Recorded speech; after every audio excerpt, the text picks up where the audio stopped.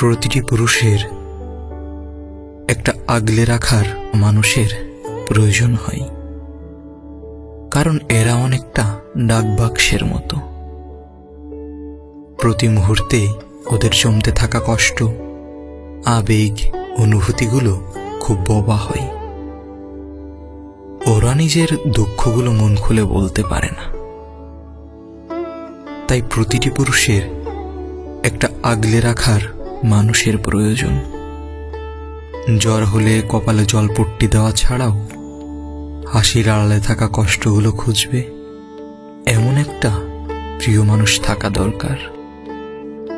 তুমি হয়তো বলবে, মা বাবা তো আছেই, খুব ভেঙে চুরে দেখলে বুঝতে পারবে মা বাবার থেকে যে আদর ওরা পায় তা আসলে পরিণত স্নেহ। আর ভালোবাসা একটা অন্যরকম অনুভূতির অধ্যায়। সেই শূন্যস্থান পূরণে ঘনিষ্ঠ স্বজন ছাড়াও একটা প্রিয় মানুষই সম্ভবত সবথেকে বেশি প্রয়োজন। অষ্টমীর সকালে মণ্ডপে একা বসে থাকা ছেলেটিও একটা নরম ইচ্ছে মনে রাখে।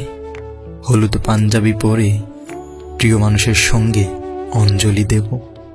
কিছু আবেগে মন অসম্পূর্ণই থেকে যায়।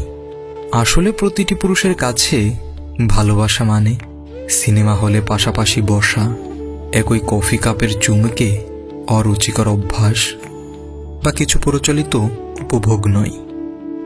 কারো কাছে ভালোবাসা সত্যি একটা আশ্রয়।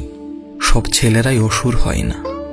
মেয়েদের বুকের ওড়না সরে গেলে কিছু পুরুষ আজও তার সম্মানের খেয়াল রাখার চেষ্টা করে।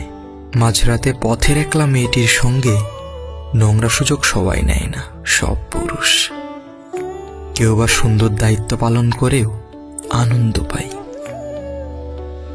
বইপাগল যে ছেলেটা বেকার বলে প্রথম প্রেমিকা নতুন ঠিকানায়, ওই ছেলেটাও খুব কাঁদে একলা ঘরে। আসলে সেই কান্নার শব্দ দূষণ হয় না, থাক সে কথা। পুরুষ তো ওরা, এ সমাজ শুধু নালিশ করতে জানে। কে রাখে মনের খবর? পুরুষ ওরা, পাথর তো নয়।